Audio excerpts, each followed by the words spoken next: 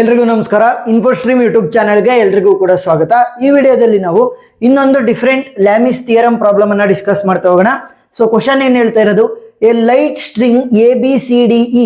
So ಇದೊಂದು ಒಂದೇ ಒಂದು ಸ್ಟ್ರಿಂಗ್, ಸರಿನಾ? ಒಂದೇ ಒಂದು ಸ್ಟ್ರಿಂಗ್ ಇದೆ. whose end A as the weight W1 and W2. ಸರಿನಾ?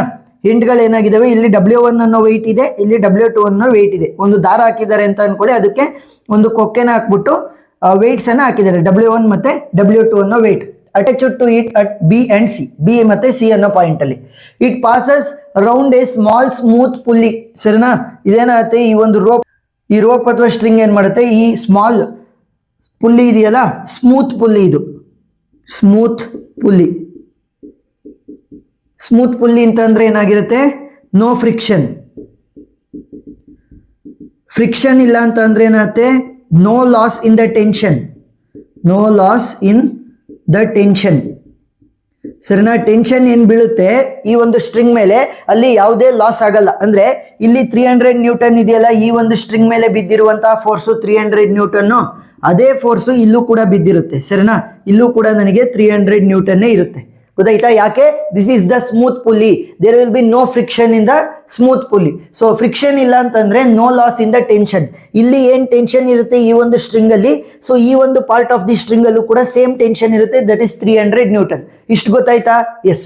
Next, if in equilibrium position BC is horizontal and AB and CD makes angle 150 degree and 120 degree with BC. ನೋಡಿ ಅಲ್ಲಿ 150 degree ಮತ್ತೆ 120 degree ಅಂತ ಕೊಟ್ಟಿದ್ದಾರೆ. First find the tension in the portion AB BC CD. AB BC ಮತ್ತೆ CD ಮಧ್ಯೆ ಇರುವಂತ tension ಅನ್ನ ಕಂಡುಹಿಡಿಬೇಕು. Magnitude of the weights W1 ಮತ್ತೆ W2 ಅನ್ನ ಕಂಡುಹಿಡಿಬೇಕು. Very easy problem, step by step solve ಮಾಡ್ತಾ ಹೋಗೋಣ. ಸೊ ನಾನು ಹೇಳಿದ್ದೀನಿ, ಯಾವುದೇ ಒಂದು ಪ್ರಾಬ್ಲಮ್ ಆಗಿದ್ರು ಕೂಡ ಫಸ್ಟ್ ನಾವು FBD ಅನ್ನ ಬರ್ಕೋಬೇಕು. ಸೊ FBD ನ ಫಸ್ಟ್ ನಾನು ಪಾಯಿಂಟ್ B ಗೆ ಬರಿಬೇಕಾ, ಪಾಯಿಂಟ್ C ಗೆ ಬರಿಬೇಕಾ, ಅಥವಾ ಜಾಯಿಂಟ್ ಅಂತ ಕೂಡ ನಾವು ಕರಿತಾ ಹೋಗ್ಬೋದು. ಫಸ್ಟ್ ನಾವು C ಗೆ ಬರಿಬೇಕು, ಯಾಕಂದ್ರೆ ಮೇಜರ್ ವೆಯ್ಟ್ ನಮ್ಮ ಹತ್ರ ಇರೋದೆಲ್ಲಿ, C ಪಾಯಿಂಟ್ಗೆ. ನೋಡಿ ಇಲ್ಲಿ ಈ ಒಂದು ದಾರ ಹಿಂಗ್ ಹೋಗ್ಬಿಟ್ಟು ಈ 300 ನ್ಯೂಟನ್ ಇಲ್ಲಿ ಬಿದ್ದಿರುವಂತದ್ದು ಭಾರ. ಸೊ ಅದಕ್ಕೋಸ್ಕರ ಏನ್ ಮಾಡ್ಬೇಕಾಗತ್ತೆ, ಫಸ್ಟ್ ನಾವು ಪಾಯಿಂಟ್ C ಗೆ FBD ಅನ್ನ ಬರ್ಕೊಳ್ಳೋಣ, ಆಮೇಲೆ ನಾವು B ಗೆ ಬರಿತಾ ಹೋಗೋಣ. ಸೊ ಫಸ್ಟ್ ಇಲ್ಲಿಂದ ಆನ್ಸರ್ ಅನ್ನ ಶುರು ಮಾಡ್ತಾ ಹೋಗ್ತೀನಿ. ಮೊದಲಿಗೆ FBD ಅಟ್ ಜಾಯಿಂಟ್ ಅಥವಾ ಪಾಯಿಂಟ್ ಅಂತ ಕೂಡ ತಗೊಳ್ಬಹುದು, joint C. So joint C ಇಲ್ಲಿದೆ. ಒಂದು ವೆಯ್ಟ್, ಲೋಡ್. ಸೊ ಲೋಡ್ ಏನಿರುತ್ತೆ ಅದು ಯಾವತ್ತಿದ್ರೂ ಕೂಡ ಅದ್ರ ಕೆಳಗಡೆನೆ ಆಕ್ಟ್ ಆಗ್ತಾ ಇರುತ್ತೆ, ಕೆಳಗಡೆ. ಸರಿನಾ? ಲೋಡ್ ಯಾವತ್ತಿದ್ರೂ ಕೂಡ ವೆಯ್ಟಿನ ಕಡೆನೆ ಆಕ್ಟ್ ಆಗ್ತಾ ಇರುತ್ತೆ. ನೆಕ್ಸ್ಟ್ CB ಇನ್ನೋ ಒಂದು ಟೆನ್ಷನ್ ಅಥವಾ BC ಇನ್ನೋ ಒಂದು ಟೆನ್ಷನ್ ಇದೆ ನಮ್ಮ ಹತ್ರ. ಸರಿನಾ? ಅವ್ರೇನ್ ನೇಮ್ ಕೊಟ್ಟಿದ್ದಾರೆ, BC ಅಂತ ಕೊಟ್ಟಿದ್ದಾರೆ. ಸೊ BC ಅಂತಾನೆ ತಗೊಳ್ಳೋಣ. ಟೆನ್ಷನ್ ಯಾವತ್ತಿದ್ರು ಸ್ಟ್ರಿಂಗ್ ಅಲ್ಲಿ ಅಪ್ಲೈ ಆಗುವಂತ ಟೆನ್ಷನ್ ಅದು ಔಟ್ ಸೈಡ್ ಹೋಗ್ತಾ ಇರುತ್ತೆ, ಅಂದ್ರೆ ಔಟ್ವರ್ಡ್ಸ್ ಹೋಗ್ತಾ ಇರುತ್ತೆ. This is a tension BC. ಸರಿನಾ? Tension BC. ನೆಕ್ಸ್ಟ್ ಏನಾಗ್ತಾ ಇದೆ, ಇಲ್ಲಿ ಒಂದು ಟೆನ್ಷನ್ ಇದೆ CD. ಸೊ CDನೂ ಕೂಡ ಹೊರಗಡೆ ಹೋಗುತ್ತೆ. ಸ್ಟ್ರಿಂಗ್ ಗಳಲ್ಲಿ ಟೆನ್ಷನ್ ಯಾವತ್ತಿದ್ರು ಕೂಡ ಹೊರಗಡೆ ತೋರಿಸ್ಬೇಕು. ಸರಿನಾ? Tension CD. ಸೊ ಈಗ 120 ಡಿಗ್ರಿ ಆಂಗಲ್ ಅನ್ನ ಕೊಟ್ಟಿದ್ದಾರೆ ಇಲ್ಲಿ, 120 ಡಿಗ್ರಿ ಆಂಗಲ್. ನೆಕ್ಸ್ಟ್ ಏನಿದೆ ನಮಗೆ, 300 ನ್ಯೂಟನ್. ಯಾಕೆ? ನಾನು ಅವಾಗಲೇ ಹೇಳಿದ್ದೀನಿ, ಸ್ಮೂತ್ ಪುಲ್ಲಿ ಇರೋದ್ರಿಂದ ಫ್ರಿಕ್ಷನ್ ಇರಲ್ಲ. ಫ್ರಿಕ್ಷನ್ ಇಲ್ಲ ಅಂತಂದ್ರೆ ಲಾಸ್ ಆಫ್ ಟೆನ್ಷನ್ ಆಗಲ್ಲ. ಅಂದ್ರೆ ಇಲ್ಲಿ ಏನ್ 300 ನ್ಯೂಟನ್ ಇದೆ ಈ ಒಂದು ಸ್ಟ್ರಿಂಗ್ ಅಲ್ಲಿ, ಈ ಕಡೆ ಸೈಡ್ ಎಕ್ಸ್ಟೆನ್ಷನ್ ಅಲ್ಲೂ ಕೂಡ ಅಷ್ಟೇ 300 ನ್ಯೂಟನ್ ಟೆನ್ಷನ್ ಇರುತ್ತೆ. ಅಂದ್ರೆ ನಮಗೆ TCD ವ್ಯಾಲ್ಯೂ ಗೊತ್ತಿದೆ, ಎಷ್ಟು? 300 ನ್ಯೂಟನ್. ಸರಿನಾ? ಇದನ್ನು ಕೂಡ ಬರ್ಕೋಬೇಕು. ಸೊ ಒಂದು ಟೆನ್ಷನ್ ಇನ್ ವ್ಯಾಲ್ಯೂ ಗೊತ್ತಿದೆ, ಇನ್ನೊಂದು ಟೆನ್ಷನ್ ವ್ಯಾಲ್ಯೂ ಕಂಡುಹಿಡಬೇಕು, ಮತ್ತೆ magnitude of the wait W2 ಅನ್ನ ಕಂಡುಹಿಡಬೇಕು. ಫಸ್ಟ್ ಇದನ್ನ ಕಂಡುಹಿಡ್ಕೊಳ್ಳೋಣ, ಆಮೇಲೆ ನೆಕ್ಸ್ಟ್ ಜಾಯಿಂಟ್ B ಗೆ ನಾವು ಅಪ್ಲೈ ಮಾಡ್ತಾ ಹೋಗೋಣ. ಸೊ FBD ಅನ್ನ ಅಪ್ಲೈ ಮಾಡಾದ್ಮೇಲೆ, ಅಂದ್ರೆ ಬರೆದಾದ್ಮೇಲೆ ನಾವು ಲ್ಯಾಮಿಸ್ ಥಿಯರಮ್ ಇನ್ನ 3 ಕಂಡೀಷನ್ಗಳು ಸ್ಯಾಟಿಸ್ಫೈ ಆಗ್ತಾ ಇದೆಯಾ ಅಂತ ನೋಡ್ಬೇಕು. ಇದನ್ನ ಬರ್ಕೋಬೇಡ್ರಿ, ನಾನು ಸುಮ್ಮನೆ ಇಲ್ಲಿ ಬರಿತಾ ಇರ್ತೀನಿ, 3 ಕಂಡೀಷನ್ ಗೊತ್ತಾಗ್ಬೇಕು ಅಂತ. ಏನದು? 3 ಕನ್ಕರೆಂಟ್ ಫೋರ್ಸಸ್ ಗಳು ಇರಬೇಕು. 3 ಕನ್ಕರೆಂಟ್ ಫೋರ್ಸಸ್ ಅಂತ ಅಂದ್ರೆ ಒಂದೇ ಪಾಯಿಂಟ್ ಅಲ್ಲಿ ಮರ್ಜ್ ಆಗಿರೋ ರೀತಿ ಅಥವಾ ಒರಿಜಿನ್ ಆಗಿರೋ ರೀತಿ ಇರ್ಬೇಕು. ನೋಡಿ ಈ ಒಂದು ಪಾಯಿಂಟ್ ಇಂದನೇ ಒರಿಜಿನ್ ಆಗಿರೋ ರೀತಿ ಇದಾವೆ 3 ಫೋರ್ಸಸ್ ಗಳು. ಸೊ 3 ಕನ್ಕರೆಂಟ್ ಫೋರ್ಸಸ್ ಇದಾವೆ. ನೆಕ್ಸ್ಟ್ 3ಕ್ಕೂ ಕೂಡ ಸೇಮ್ ಡೈರೆಕ್ಷನ್ ಇರಬೇಕು, ಸೇಮ್ ಡೈರೆಕ್ಷನ್. ಸೇಮ್ ಡೈರೆಕ್ಷನ್ ಅಂತ ಅಂದ್ರೆ ಸಿಂಪಲ್, ಈ ಒಂದು ಪಾಯಿಂಟ್ ಯಾವ್ದಾದ್ರು ಪಾಯಿಂಟ್ ಸಿ, ಸೊ ಸಿ ಅನ್ನ ನಾವೇನಾದ್ರೂ ರೆಫರೆನ್ಸ್ ಆಗಿ ತಗೊಂಡ್ರೆ ಎಲ್ಲಾ ಫೋರ್ಸ್ಗಳು ಕೂಡ ಆ ಸಿ ಪಾಯಿಂಟ್ ಕಡೆ ಬರ್ತಾ ಇರಬೇಕು, ಇಲ್ಲ ಅಂತಂದ್ರೆ ಎಲ್ಲಾ 3 ಫೋರ್ಸಸ್ಗಳು ಕೂಡ ಆ ಸಿ ಪಾಯಿಂಟ್ ಇಂದ ದೂರ ಹೋಗ್ತಾ ಇರಬೇಕು. ನೋಡಿ, ಸಿ ಪಾಯಿಂಟ್ ಇಂದ 3 ಕೂಡ ದೂರ ಹೋಗ್ತಾ ಇದಾವೆ. ಒಂದು ದೂರ ಹೋಗ್ಬೇಕು 3 ಇಲ್ಲ ಅಂತಂದ್ರೆ ಅಷ್ಟು ಕೂಡ ಆ ಸಿ ಕಡೆ ಡೈರೆಕ್ಷನ್ ಅನ್ನ ಮಾಡ್ಕೊಂಡ್ ಬರ್ಬೇಕಾಗತ್ತೆ. ಸೊ 3 ಕೂಡ ಹೊರಗಡೆ ಹೋಗ್ತಾ ಇರೋದ್ರಿಂದ ಸೇಮ್ ಡೈರೆಕ್ಷನ್ ಅಲ್ಲಿ ಇದಾವೆ ಅಂತ ಅರ್ಥ. ಮೂರನೇದೇನು ಅಂತಂದ್ರೆ angle between the forces must be known. Angle between the forces must be known. So ಈಗ ಆಂಗಲ್ ಬಿಟ್ವೀನ್ ದ ಫೋರ್ಸಸ್ ಅನ್ನ ನಾವು ಕಂಡುಹಿಡಿಬೇಕಾಗತ್ತೆ. ಯಾಕಂದ್ರೆ ಅವರು ಒಂದು ಆಂಗಲ್ ಮಾತ್ರ ಕೊಟ್ಟಿರ್ತಾರೆ, ಇನ್ನು ಉಳಿದಿರುವಂತ ಆಂಗಲ್ ಗಳನ್ನ ನಾವು ಕಂಡುಹಿಡಿಬೇಕು. ಸೊ ಇಲ್ಲಿ 120 ಡಿಗ್ರಿ ಆಂಗಲ್ ಅಂತ ಕೊಟ್ಟಿದ್ದಾರೆ. ಇಲ್ಲಿ ನೀವು ನೋಡಿದ್ರೆ ರೈಟ್ ಆಂಗಲ್ ಆಗಿದೆ. ಸೊ ರೈಟ್ ಆಂಗಲ್ ಅಂತ ಅಂದ್ರೆ ಎಷ್ಟು? 90 ಡಿಗ್ರಿ, ಸರಿನಾ? ಈಗ ಇಲ್ಲಿ ಇರುವಂತ ಆಂಗಲ್ ಗೊತ್ತಾಯ್ತು, ಇಲ್ಲಿ 120 ಡಿಗ್ರಿ ಆಂಗಲ್ ಅಂತ ಅವರೇ ಕೊಟ್ಟಿದ್ದಾರೆ. ಈ ಒಂದು ಆಂಗಲ್ ಅನ್ನ ಕಂಡುಹಿಡಿದ್ರೆ ನಮಗೆ ಈಸಿ ಆಗ್ತಾ ಹೋಗುತ್ತೆ ಪ್ರಾಬ್ಲಮ್ ಸಾಲ್ವ್ ಮಾಡಕ್ಕೆ. ಸೊ ನಿಮಗೆ ಗೊತ್ತಿದೆ, ಒಂದು ಸರ್ಕಲ್ ಇರುತ್ತೆ ಅಂತಂದ್ರೆ ಅದು 360 ಡಿಗ್ರಿ ಇರುತ್ತೆ ಟೋಟಲ್ ಆಂಗಲ್. ಸೊ ಅದರಲ್ಲಿ ಏನ್ ಮಾಡ್ತೀನಿ ಅಂತಂದ್ರೆ ಈ 120 ಡಿಗ್ರಿ ಮತ್ತೆ 90 ಡಿಗ್ರಿನ ಮೈನಸ್ ಮಾಡ್ತೀನಿ. So 120 plus 90 degree. ಸೊ ಇವಾಗ ವ್ಯಾಲ್ಯೂ ಏನಾಗುತ್ತೆ ನಮಗೆ? 360 ಡಿಗ್ರಿ ಮೈನಸ್ 120 ಪ್ಲಸ್ 90 ಡಿಗ್ರಿ ಅಂತಂದ್ರೆ ಎಷ್ಟಾಯ್ತು? 110 ಡಿಗ್ರಿ ಆಗುತ್ತೆ. So value will B 360 minus 210 ಅಂತಂದ್ರೆ 150 ಡಿಗ್ರಿ. ಸೊ ಇಲ್ಲಿ ಎಷ್ಟು ಡಿಗ್ರಿ ಬರುತ್ತೆ ನಮಗೆ? 150 ಡಿಗ್ರಿ ಬರುತ್ತೆ. ಸೊ ಈಗ ನಾವು ಆಂಗಲ್ ಅನ್ನು ಕೂಡ ಕಂಡುಹಿಡ್ಕೊಂಡಾದ್ಮೇಲೆ 3 ಕಂಡೀಷನ್ ಸ್ಯಾಟಿಸ್ಫೈ ಆಯ್ತು ಅಂತ ಅರ್ಥ. ಸೊ ನಾವು ಲ್ಯಾಮಿಸ್ ಥಿಯರಮ್ ಅನ್ನ ಅಪ್ಲೈ ಮಾಡೋಣ. Apply Lami's theorem. Lami's theorem. So Lami's theorem ಬರಿಬೇಕಾದ್ರೆ ಒಂದು ನೆನಪಿರ್ಲಿ, ನಮಗೆ ನೋನ್ ಫೋರ್ಸ್ ಇರುತ್ತಲ್ಲ, ಅಂದ್ರೆ ಆ ಒಂದು ಫೋರ್ಸಿನ ವ್ಯಾಲ್ಯೂ ನಮಗೆ ಗೊತ್ತಿರುತ್ತಲ್ಲ, ಅದನ್ನ ಮಧ್ಯದಲ್ಲಿ ಬರೋ ರೀತಿ ಬರ್ಕೊಂತ ಹೋಗೋಣ. ಸೊ ಯಾವ ರೀತಿ ಅಂತ ಹೇಳ್ಕೊಡ್ತೀನಿ ನೋಡಿ. First T B C whole divided by sine of the opposite angle. So opposite angle ನಾನು ಯಾವುದು ಅಂತ ತೋರಿಸ್ತಾ ಹೋಗ್ತೀನಿ ಆಮೇಲೆ. ನೆಕ್ಸ್ಟ್ ಇಲ್ಲಿ ಟಿ ಸಿ ಡಿ ಅದ್ರದ್ದು ವ್ಯಾಲ್ಯೂ ಆಲ್ರೆಡಿ ಗೊತ್ತಿದೆ, ಅದನ್ನೇ ಬರೀರಿ. 300 Newton hole divided by sine of opposite angle. Next ಇಲ್ಲಿ W2. So W2 whole divided by sine of the opposite angle. ಗೊತ್ತಾಯ್ತಾ? ನಾನು ಏನ್ ಮಾಡಿದೆ ಇಲ್ಲಿ? ಸಿಂಪಲ್, ನೋನ್ ಫೋರ್ಸ್ ಇತ್ತಲ್ಲ 300 ನ್ಯೂಟನ್ ವ್ಯಾಲ್ಯೂ ನನಗೆ ಗೊತ್ತಿತ್ತು. ಸೊ ಆ ನೋನ್ ಫೋರ್ಸ್ ಅನ್ನ ಅಂದ್ರೆ ಗೊತ್ತಿರುವಂತ ಫೋರ್ಸ್ ಅನ್ನ ಮಧ್ಯದಲ್ಲಿ ಬರ್ಕೊಂಡಿದ್ದೀನಿ. ಈಗ ಆಂಗಲ್, ಆಪೋಸಿಟ್ ಆಂಗಲ್ ಯಾವ ರೀತಿ ಬರೆಯೋದು? ಟಿ ಬಿ ಸಿ ಇಲ್ಲಿದೆ. ಸೊ ಇದರ ಆಪೋಸಿಟ್ ಅಲ್ಲಿ ಉಲ್ಟಾ ಹೋಗ್ಬೇಕು. ಆಪೋಸಿಟ್ ಅಲ್ಲಿ ಯಾವ ಆಂಗಲ್ ಇರೋದು? 150 ಡಿಗ್ರಿ. ನೆಕ್ಸ್ಟ್ 300 ನ್ಯೂಟನ್ ಇಲ್ಲಿದೆ. ಸೊ ಅದರ ಆಪೋಸಿಟ್ ಅಲ್ಲಿ ಇರುವಂತ ಆಂಗಲ್ ಯಾವುದು? 90 ಡಿಗ್ರಿ. ನೆಕ್ಸ್ಟ್ W2 ಇಲ್ಲಿದೆ, ಇದರ ಆಪೋಸಿಟ್ ಅಲ್ಲಿ ಇರುವಂತ ಆಂಗಲ್ ಯಾವುದು? 120 ಡಿಗ್ರಿ.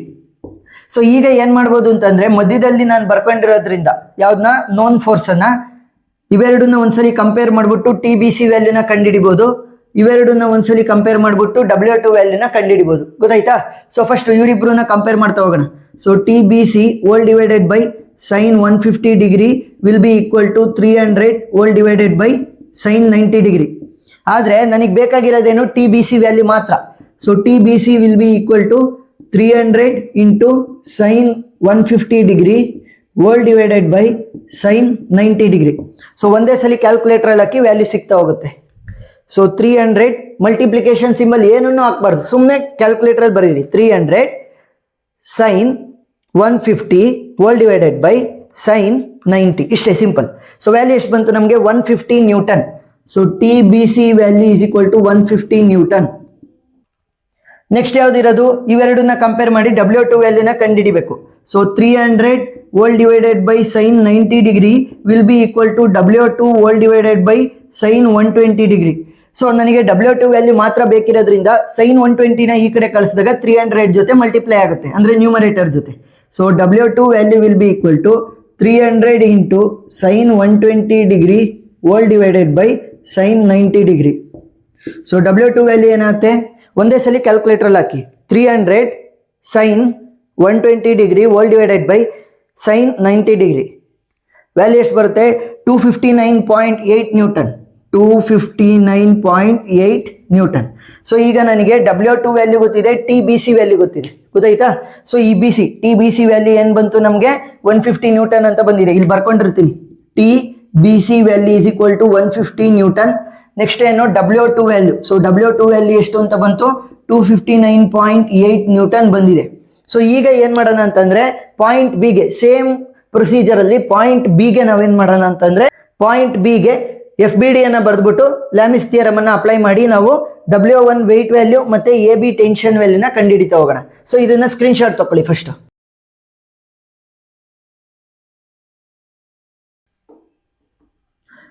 ಈಗ F B D for joint B. So joint ಬಿಗೆ ಅಪ್ಲೈ ಮಾಡ್ಬೇಕಾದ್ರೆ ಫೋರ್ಸಸ್ಗಳನ್ನೆಲ್ಲ ತೋರಿಸ್ಕೊಂತ ಹೋಗೋಣ. ಸೊ ಇದು ಪಾಯಿಂಟ್ ಬಿ ಅಥವಾ ಜಾಯಿಂಟ್ ಬಿ ಅಂತ ಅಂದ್ಕೊಂಡ್ರೆ ಇದೇನಿದು ಟೆನ್ಷನ್. ಸೊ ಸ್ಟ್ರಿಂಗ್ ಅಲ್ಲಿ ಟೆನ್ಷನ್ ಯಾವ ರೀತಿ ತೋರಿಸೋದು, T B C. So T B C tension. Next A B ಇದೆ ಇಲ್ಲಿ. ಸೊ ಇದನ್ನ ಔಟ್ಸೈಡೇ ತೋರಿಸ್ಬೇಕು ಟೆನ್ಷನ್ ಅನ್ನ ಸ್ಟ್ರಿಂಗ್ ಅಲ್ಲಿ. ಟಿ ಎ ಬಿ ಆಯ್ತು ಇದು. ನೆಕ್ಸ್ಟ್ ಇಲ್ಲಿ ವರ್ಟಿಕಲಿ ಡೌನ್ವರ್ಡ್ಸು ವೆಯ್ಟ್ ಅನ್ನ ತೋರಿಸ್ತಾ ಹೋಗ್ತೀವಿ, ಅಂದ್ರೆ ಲೋಡ್.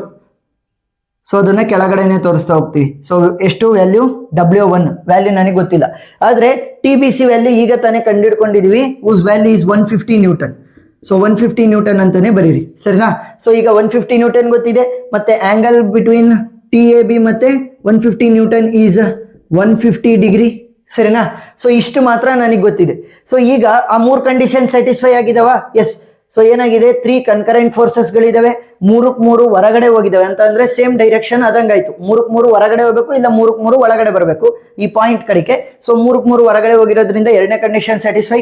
3ನೇ ಕಂಡೀಷನ್ ಏನೋ, ಆಂಗಲ್ ಅನ್ನ ಕಂಡುಹಿಡಿಬೇಕು. 150 ಡಿಗ್ರಿ ಇಲ್ಲಿದೆ, ಇದೇನಾಗುತ್ತೆ 90 ಡಿಗ್ರಿ ಆಗುತ್ತೆ, ಸರಿನಾ. ಇದು 90 ಡಿಗ್ರಿ. ಸೊ ಈಗ 90 ಡಿಗ್ರಿ 150 ಡಿಗ್ರಿ ಗೊತ್ತಾಯ್ತು. ಟೋಟಲ್ ನನಗೆ 360 ಡಿಗ್ರಿ ಇರುತ್ತೆ. ಸೊ ಅದರಲ್ಲಿ ಏನ್ ಮಾಡಬೇಕು ನಾವು, 150 ಡಿಗ್ರಿ ಮತ್ತೆ 90 ಡಿಗ್ರಿಯನ್ನ ಮೈನಸ್ ಮಾಡ್ಬೇಕಾಗತ್ತೆ. ಸೊ ವ್ಯಾಲ್ಯೂ ಎಷ್ಟಾಗುತ್ತೆ ನಮಗೆ, 360 ಡಿಗ್ರಿ ಮೈನಸ್ 150 ಪ್ಲಸ್ 90 ಅಂತಂದ್ರೆ ಎಷ್ಟಾಯ್ತು ನಮಗೆ, 240 ಡಿಗ್ರಿ ಆಯ್ತು. 360 ಡಿಗ್ರಿ ಮೈನಸ್ 240 ಡಿಗ್ರಿ ಅಂತಂದ್ರೆ 120 ಡಿಗ್ರಿ. ಸೊ ಇಲ್ಲಿ ಎಷ್ಟು ಬರುತ್ತೆ ನಮಗೆ, 120 ಡಿಗ್ರಿ. ಈಗ ಆಂಗಲ್ಗಳು ಗೊತ್ತಾಗಿದ್ದಾವೆ. So we can go with the Lami's theorem. So apply Lami's theorem. So Lami's theorem ಯಾವ ರೀತಿ ಅಪ್ಲೈ ಮಾಡೋದು, ಗೊತ್ತಿರುವಂತ ಫೋರ್ಸ್ ಅನ್ನ ಮಧ್ಯದಲ್ಲಿ ಹಾಕೊಳ್ಳೋದಕ್ಕೆ ಟ್ರೈ ಮಾಡ್ತಾ ಹೋಗಿ. So T A B whole divided by sine of opposite angle ಬರೆಯೋಣಂತೆ. ನೆಕ್ಸ್ಟ್ ಮಧ್ಯದಲ್ಲಿ 150 ನ್ಯೂಟನ್ ಬರಬೇಕು. ಯಾಕೆ, ಅದ್ರದ್ದು ನೋನ್ ವ್ಯಾಲ್ಯೂ ಅದು ಆಲ್ರೆಡಿ ಗೊತ್ತಿದೆ ನನಗೆ. 150 whole divided by sine of the opposite angle which will be equal to, next ಯಾವುದು, weight W1. So W1 whole divided by sine of the opposite angle. ಈಗ T A ಬಿಗೆ opposite ಇರುವಂತಹ angle ಯಾವುದು, 90 degree. Next 150 ನ್ಯೂಟನ್ಗೆ opposite ಇರುವಂತಹ angle ಯಾವುದು, 120 degree. Next W1 ಗೆ opposite ಇರುವಂತಹ ಆಂಗಲ್ ಯಾವುದು, 150 ಡಿಗ್ರಿ, ಸರಿನಾ. ಈ ತರ ನೀವು ಕ್ಯಾಲ್ಕುಲೇಟ್ ಮಾಡ್ಬೇಕು. ಈಗ ಏನ್ ಮಾಡೋಣ, ಇವರಿಬ್ರನ್ನ ಕಂಪೇರ್ ಮಾಡೋಣ ಒಂದ್ಸಲಿ. ನೆಕ್ಸ್ಟ್ ಇವರಿಬ್ರನ್ನ ಕಂಪೇರ್ ಮಾಡೋಣ. So that we will be getting T A B value ಮತ್ತೆ W1 ವ್ಯಾಲ್ಯೂ. ಫಸ್ಟ್ ಇವರಿಬ್ರನ್ನ ಕಂಪೇರ್ ಮಾಡೋಣ. T A B whole divided by sin 90 degree will be equal to 150 whole divided by sin 120 degree. T A B value ಮಾತ್ರ ಬೇಕು. sin 90ನ ಆ ಕಡೆ ಕಳಿಸ್ತೀನಿ.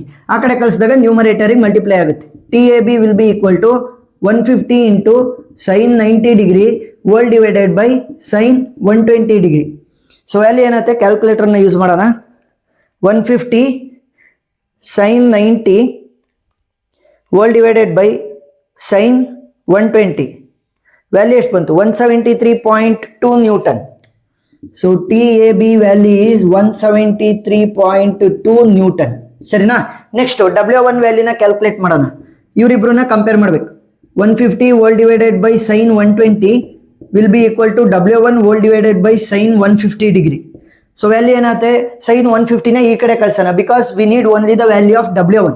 So W1 will be 150 into sin 150 degree whole divided by sin 120 degree, ಸರಿನಾ. ಈ 120 degree ಹಂಗೆ ಉಳ್ಕೊಳುತ್ತೆ. So ಕ್ಯಾಲ್ಕುಲೇಟರ್ನ use ಮಾಡಿ. 150 sin 150 degree whole divided by sin 120. So value ಎಷ್ಟು ಬರುತ್ತೆ, 86.6 Newton. So W1 value is 86.6 Newton. So ಇವಾಗ ಅವ್ರು ಕೇಳಿದ್ದಂಥ ಕ್ವಶನ್ ಏನು, tension in the portion A B B C C D. So A B B C C D ಅಲ್ಲಿ ಇದ್ದಂಥ tension ಕಂಡುಹಿಡಿದಿದ್ವಿ. A B ಅಲ್ಲಿರುವಂಥ tension ಎಷ್ಟು, 173.2 Newton. B C ಇರುವಂಥ tension is 150 Newton. ಮತ್ತೆ C dill ಏನಾಗಿರುತ್ತೆ, 300 ನ್ಯೂಟನ್ ಇರುತ್ತೆ ಅಂತ ನಾವು ಅವಾಗಲೇ ಪ್ರೂವ್ ಮಾಡ್ಕೊಂಡ್ವಿ. ಯಾಕಂದ್ರೆ ಇಲ್ಲಿ ಸ್ಮೂತ್ ಪುಲ್ಲಿ ಇರೋದ್ರಿಂದ ನೋ ಫ್ರಿಕ್ಷನ್ ಅಂತಂದ್ರೆ no loss in the tension. ಇಲ್ಲಿ ಏನ್ ಟೆನ್ಷನ್ ಇರುತ್ತೆ ಅದೇ ಟೆನ್ಷನ್ ನಮಗೆ ಸಿ ಡಿ ಸ್ಟ್ರಿಂಗ್ ಮೇಲೂ ಕೂಡ ಅಪ್ಲೈ ಆಗಿರುತ್ತೆ. ನೆಕ್ಸ್ಟ್ ವೆಯ್ಟ್ಸ್ W1 ಮತ್ತೆ W2 ಕಂಡಿಡಿರಿ ಅಂತ ಹೇಳಿದ್ರು. W1 value is 86.6 newton, W2 value is 259.8 newton. So ಇಷ್ಟನ್ನ ನೀವು ಸ್ಟೆಪ್ ಬೈ ಸ್ಟೆಪ್ ಬರೀತಾ ಹೋದಾಗ ಫುಲ್ ಆನ್ ಫುಲ್ ಮಾರ್ಕ್ಸ್ ಅನ್ನ ಕೊಡ್ತಾ ಹೋಗ್ತಾರೆ. ಏನೇ ಡೌಟ್ ಇದ್ರೂ ಕೂಡ ಕಮೆಂಟ್ ಸೆಕ್ಷನ್ ಅಲ್ಲಿ ತಿಳಿಸಿ, ನಾನು ಕ್ಲಾರಿಫೈ ಮಾಡ್ತೀನಿ. ಇನ್ನೂ ಡಿಫ್ರೆಂಟ್ ಪ್ರಾಬ್ಲಮ್ಗಳ ವಿಡಿಯೋ ಲಿಂಕ್ ಅನ್ನ ನಾನು ಡಿಸ್ಕ್ರಿಪ್ಷನ್ ಅಲ್ಲಿ ಕೊಟ್ಟಿರ್ತೀನಿ, ಪ್ಲೇ ಲಿಸ್ಟ್ ಮುಖಾಂತರ ನೀವು ನೋಡಬಹುದು. ಯಾಕಂದ್ರೆ ಡಿಫ್ರೆಂಟ್ ಪ್ರಾಬ್ಲಮ್ಸ್ ಅನ್ನ ಒಂದ್ 2-3 ಸಾಲ್ವ್ ಮಾಡಿದಾಗ ನಿಮಗೂ ಕೂಡ ಕಾನ್ಫಿಡೆನ್ಸ್ ಬರ್ತಾ ಹೋಗುತ್ತೆ. ವಿಡಿಯೋ ಇಷ್ಟ ಆಗಿದ್ರೆ ಸಬ್ಸ್ಕ್ರೈಬ್ ಮಾಡ್ಕೊಂಡು ಸಪೋರ್ಟ್ ಮಾಡೋದನ್ನ ಮರಿಬೇಡಿ. Thank you for watching.